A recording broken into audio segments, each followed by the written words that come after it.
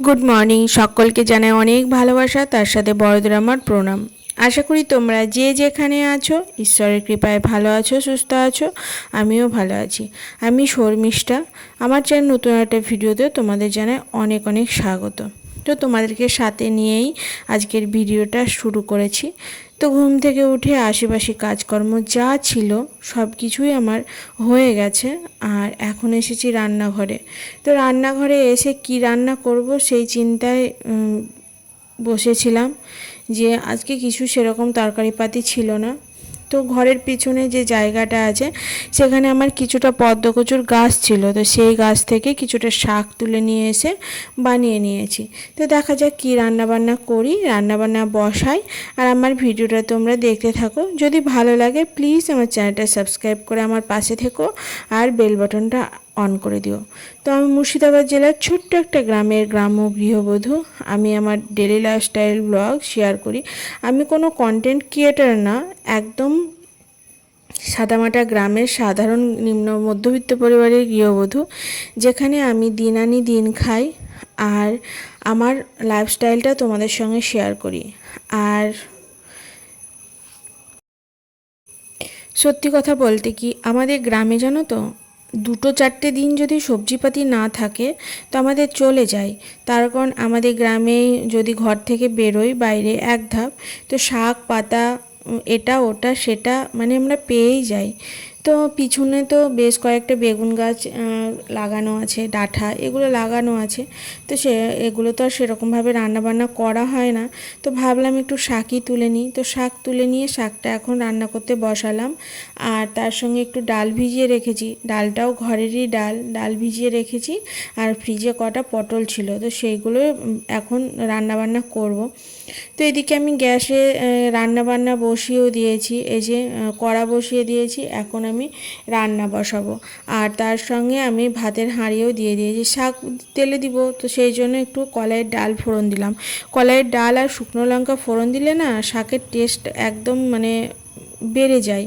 আর তার সঙ্গে একটুখানি কালো জিরে দিলাম। আমার সব তরকারিতে ফোড়ন হিসাবে কালো জিরে খেতে কিন্তু ভীষণ ভালো লাগে। অনেকের হয়তো অপছন্দ হয়, কিন্তু আমার বেশ ভালো লাগে। আমার পার্সোনালি কালো জিরে খেতে ভালো লাগে। আর কালো জিরে খাওয়াটাও তো ভীষণ উপকার, তাই না? তো এইদিকে এই যে শাক বসিয়ে দিয়েছি। তো শাকটা নাড়াচাড়া করে তারপর ঢাকা চাপা দিয়ে আস্তে আস্তে রান্না করে দেবো। আর এখানে আমি কোনো মশলাই ব্যবহার করব না, শুধু একটু কাঁচা লঙ্কা চিড়ে দিব। কাঁচা লঙ্কা শাকে একটু কাঁচা লঙ্কাও চিড়ে দিলে শাকটার বেশ মানে টেস্ট হয়, সেটা দিয়েই খাওয়া হয়ে যায়। তো ওই যে এখন ভালো করে নাড়াচাড়া করে ঢাকা চাপা দিয়ে রান্নাবান্না করে নিই। তো শাকটা এদিকে হতে থাক আর আমি ওইদিকে চাল বের করে নিচ্ছি। আর আমরা আসলে রেশনের চাল খাই, তো সেই চালটাই এখন বের করে নিচ্ছি। আর আমি দুবেলাকার রান্না করে নেব।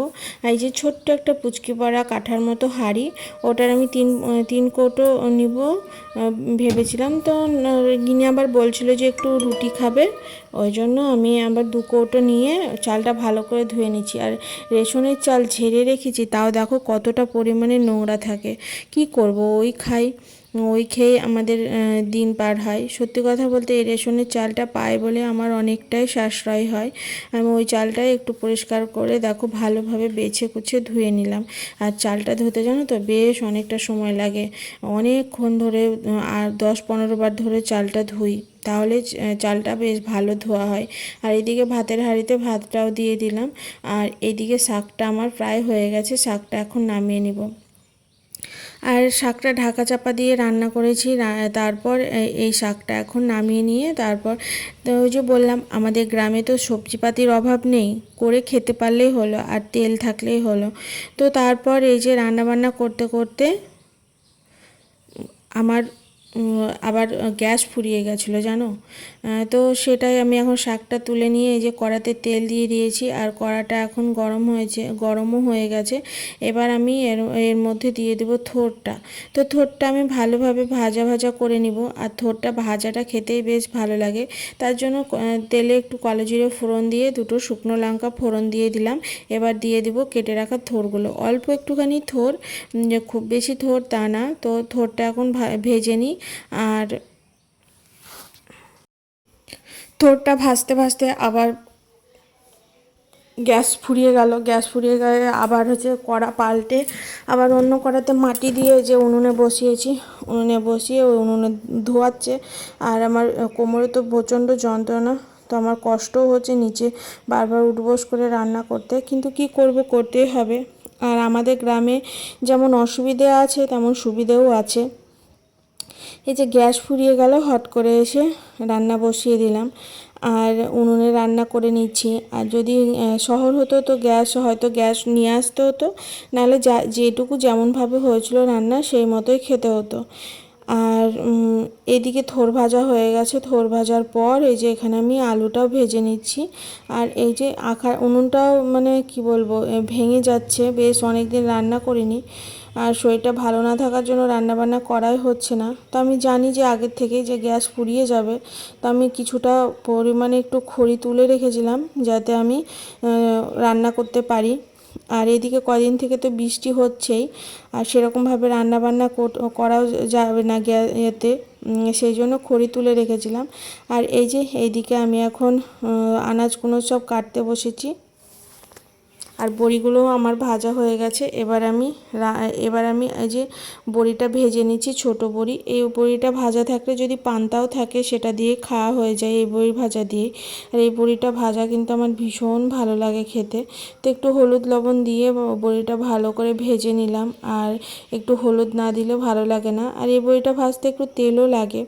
তো এই বড়ি যেমন কষ্ট হয় দিতে, তেমন খেতে কিন্তু খুব ভালো আর ঝটপট খাওয়াও হয়। এদিকে আমি বড়িটাও ঢেলে নিচ্ছি। আর আমি আজকে সেরকমভাবে তোমাদের সঙ্গে ভিডিওটা প্রেজেন্ট করতে পারিনি, তো যেটুকু যা তোমাদের সঙ্গে শেয়ার করতে পেরেছি, তো তোমরা দেখে জানিও যে কেমন হয়েছে। হয়তো আমি তোমাদের সঙ্গে ভয়েসটাও ঠিকঠাক দিতে পারি না, তো যেটুকু পারি চেষ্টা করি ভয়েস দেওয়ার। আর চলো এখন রান্নাবান্নাটা সেরে নিই। আর সেরকম ঝোল তরকারি বা ডাল কিছুই তো রান্না হয়েছিল না, ওই জন্য গাছে একটা বেগুন ছিল, একটা আলু, ঘরের পিছনের কয়েকটা ডাঁটা সব তুলে নিয়ে হলুদ লবণ দিয়ে এই যে এখন বসিয়ে দিয়েছি। আর এখন ওর মধ্যে কয়েকটা বড়ি দিয়ে একটু রসা করে নিব, আর তাহলে আমার রান্না বান্না হয়ে যাবে। আর এই যে এখন এদিকে শিলনোড়া পেতেছি মশলা করার জন্য, তো মশলাটা করে নিই, আর করে নিয়ে রান্নাবান্না করে খাওয়া দাওয়া করে নিব। রান্না বান্না করার পর এই যে মশলাটা করে নিলাম, মশলাটা করে নিয়ে আবার কোটোগুলো একটু নোংরা হয়েছিল, তো কোটোগুলো একটু বসে বসে মুছে নিলাম। যেহেতু রান্নাবান্না এখনও শেষ হয়নি, তো ভাবলাম কোটোগুলো একটু মুছে নিই, তাহলে একটু ঝরঝরে হবে। আসলে বারবার হাত দিই তো, আর লবণ হলুদের হাতে কোটোগুলো কেমন একটু হয়ে যায়, মানে একটু চ্যাটচ্যাটে টাইপের হয়ে যায়, তো একটু মুছে নিলে বেশ ভালো হয়, ওই জন্য মুছে নিলাম। আর এইদিকে বড়ির তরকারিটা হচ্ছে, আর এই কোটো কাটাগুলো কিন্তু মুছতে বেশ অনেকটা সময় লাগে।